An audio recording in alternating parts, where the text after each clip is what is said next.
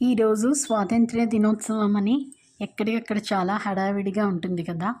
కానీ నిజంగా మనకి స్వాతంత్ర్యం వచ్చాక మన అభివృద్ధి చెందామా లేదా ఇంకా పతనం అయిపోతున్నామా మన నాగరికత ఇది తెలుసుకోవాలి ప్రతి ఒక్కరు కూడా.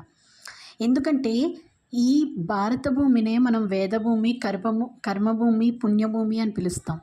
అంటే ఈ భూమిలోనే వేదాలు పుట్టాయి, ఈ భూమిలోనే ఎంతోమంది మహాత్ములు తపస్సు చేసినటువంటి పుణ్యభూమి ఈ భూమి అంటే మరెవరో కాదు, భూమాత, జగన్మాతే భూమాత రూపం. ఆ భూమాత పుణ్యభూమి, కర్మభూమి. మన కర్మలన్నింటినీ కూడా మనకి అవి వచ్చేలా చేసి వాటి ద్వారా మన పాపం పోయేలా చేసి మనకి పుణ్యాన్ని ఇచ్చేటటువంటి కర్మభూమి. ఎంతోమంది మహాత్ములు, మహర్షులు ఈ పుణ్యభూమిలో తపస్సు చేసుకున్నారు. అటువంటి పుణ్యభూమి పరాయి వాళ్ళ పాలనలోకి వెళ్ళి వాళ్ళు చాలామంది మన చరిత్రలో ఉన్నాయి, మనం అవన్నీ చదువుకున్నాం. మన హిందూ దేవాలయాల్ని ధ్వంసం చేసి చాలా చేసేవారు. అవన్నీ చూసి తట్టుకోలేక ఎంతోమంది మహాత్ములు కృషి చేసి ఎన్నో సత్యాగ్రహాలు అవి చేసి వాళ్ళకి ఎదురీది మనకి స్వాతంత్రాన్ని సంపాదించి పెట్టారు. కానీ ఇవాళ మన దౌర్భాగ్యం ఏంటంటే మనం అవన్నీ కూడా వదిలేసి స్వాతంత్ర్యం అంటే ఏంటి, మనకి ఫ్రీడమ్ వచ్చింది, దీన్ని మనం ఎలా, ఏ రోజు లైఫ్ ఎలా ఎంజాయ్ చేయాలి, ఇంకా ఎంతగా విదేశీ కల్చర్ని తెచ్చుకొని మనం డెవలప్ అవ్వాలి అని ఆలోచిస్తున్నామే తప్ప మన జాతి ఏంటి, మన సంస్కృతి ఏంటి, మన ఉపనిషత్తులు, వేదాలు ఇవన్నీ ఏం చెప్తున్నాయి అని ఎవరైనా తెలుసుకునే ప్రయత్నం చేస్తున్నామా అనేది ఎవరికి వారు ఆత్మ పరిశీలన చేసుకోవాలి.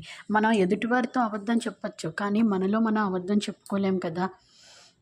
కాబట్టి నాకు తెలిసి మనకి నిజమైన స్వాతంత్రం రాలేదనే అనుకుంటున్నాను. ఎందుకంటే ఇంకా మనం పాశ్చాత్యుల అంటే విదేశీయుల కల్చర్లోనే ఉన్నాం. మనం కానటువంటివన్నీ మనం చెప్పుకుంటున్నాం. ఎందుకంటే మన హిందూ ధర్మంలో, మన శాస్త్రాల్లో ఎలా ఉండాలి, ఏం చేయాలి, దైవాన్ని ఎలా చేరుకోవాలని చాలా చెప్పారు. కానీ మనం అవన్నీ ఏమీ చేయట్లేదు. ఇంకా చెయ్యకపోగా చేసే వాళ్ళని కూడా మనం అడ్డుపడుతున్నాం, విమర్శిస్తున్నాం, వాళ్ళని ఒక చాదస్తుకులుగా మనం చూస్తున్నాం. అంటే మనకి ఏ విధంగా స్వాతంత్రం అనేది వచ్చింది అంటే ఓన్లీ ఎంజాయ్ చేయడానికి. ఈరోజు నిజానికి స్వాతంత్ర దినోత్సవం రోజు మద్యపానం ఎక్కువగా ఉందని వాళ్ళు సత్యాగ్రహాలు అవి చేసి ఆపించి వేశారో ఈరోజు అదే షాపుల దగ్గర క్యూలో ఉంటారు జనాలు. అంటే మనకి నిజమైన స్వాతంత్రం వచ్చిందని మనం అనుకున్న లైఫ్ ఎంజాయ్ చేస్తున్నాం అనేది మనం తెలుసుకోవాలి. నీ స్వాతంత్ర దినోత్సవం రోజు జెండాలు ఎగరవేసి ఇవన్నీ చేసి కాదు, ఆ భారతమాత కనీస గౌరవం ఇవ్వాలి. రోడ్డు మీద ఎంతమంది స్పిట్ చేస్తున్నారు అంటే మనం తల్లి మీద స్పిట్ చేస్తున్నట్లది, అది తెలుసుకుంటేనే నిజమైన స్వాతంత్రం.